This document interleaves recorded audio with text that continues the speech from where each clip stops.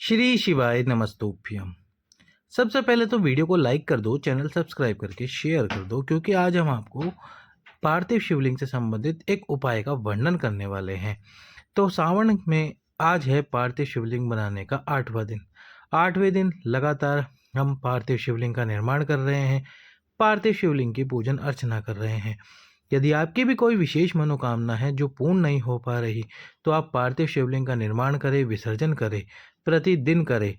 सावन में तो जरूर करें, अभी भी सावन में दिन शेष है। आप सावन में पार्थिव शिवलिंग का निर्माण करें, पार्थिव शिवलिंग का निर्माण करके पूजन अर्चना करें।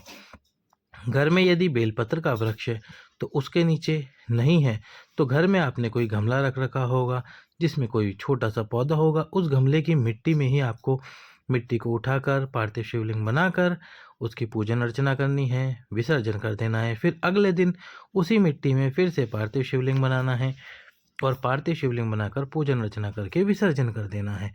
तो इस प्रकार से आपको प्रतिदिन पार्थिव शिवलिंग की पूजन अर्चना करनी है और विसर्जन कर देना है। साथ ही आज है तीसरा दिन लगातार दुर्वा माला का। आज हमने दुर्वा माला का तीसरा दिन पूरा कर लिया है। 3 दिन जो गुरुजी ने बताए थे लगातार, या फिर 3 विशेष दिन, जैसे भी आप इस नियम को करना चाहे अवश्य कीजिए। सावन में या किसी भी दिन, सावन के अलावा भी आप इस उपाय को कभी भी कर सकते हैं। दुर्वा माला समर्पित करनी है आपको 3 दिन। 3 दिन लगातार करो या 3 विशेष दिन, जैसे सोमवार सोमवार सोमवार, प्रदोष प्रदोष प्रदोष, इस प्रकार से। तो आपको ये करना है। अब आज जो हम आपको उपाय का वर्णन करने वाले हैं, उस उपाय को पार्थिव शिवलिंग पे ही किया जाता है, और वो उपाय है संतान प्राप्ति वंश वृद्धि का उपाय। करना कैसे आपको ये उपाय? तो सबसे पहले तो गुरुजी हमेशा बताते हैं कि संतान प्राप्ति और वंश की वृद्धि के लिए, वंश को बढ़ाने के लिए, मनवांछित संतान के लिए आपको गेहूं के दाने भगवान शंकर के शिवलिंग पे समर्पित करने चाहिए। अब कितने दाने आपको समर्पित करने हैं आप देख सकते हैं। अभी तो हम दुर्वा माला समर्पित कर रहे हैं, आज है डे 3। तो आपको कितने दाने समर्पित करने हैं शिवलिंग पे? कुल 21 गेहूं के दाने समर्पित करने हैं। यदि आप प्रतिदिन 21 गेहूं के दाने समर्पित करते हैं अपनी कामना करके, संतान प्राप्ति की कामना करके, तो बाबा की कृपा आपके ऊपर अवश्य रूप से होगी और कई वर्षों से आपकी सोनी गोद भी भरेगी। तो यदि आप पार्थिव शिवलिंग का निर्माण कर रहे हैं तो 21 गेहूं के दाने भगवान शंकर के शिवलिंग पर जरूर समर्पित करें। नहीं तो 11 अगस्त को गुरुजी ऑनलाइन पूजा कराएंगे ही, शाम को 7 बजे से लेके 8 बजे तक।